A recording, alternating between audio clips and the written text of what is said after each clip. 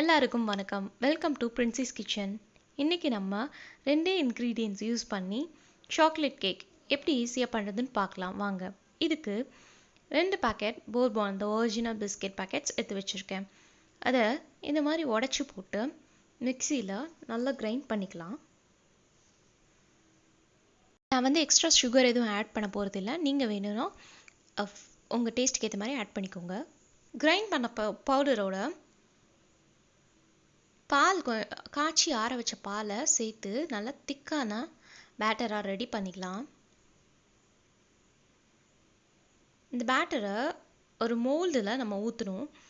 அதுக்கு அந்த mould ready பண்ணிவிட்டு அதில் பட்டர் வச்சு நம்ம க்ரீஸ் பண்ணிவிட்டு கொஞ்சமாக மைதா வச்சு டஸ்ட் பண்ணிக்கலாம்.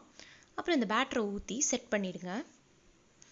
கேக் மோல்டில் யூஸ் பண்ணலாம், இல்லைனா ஏதாவது டிஃபன் பாக்ஸ் கூட நம்ம வச்சுக்கலாம்.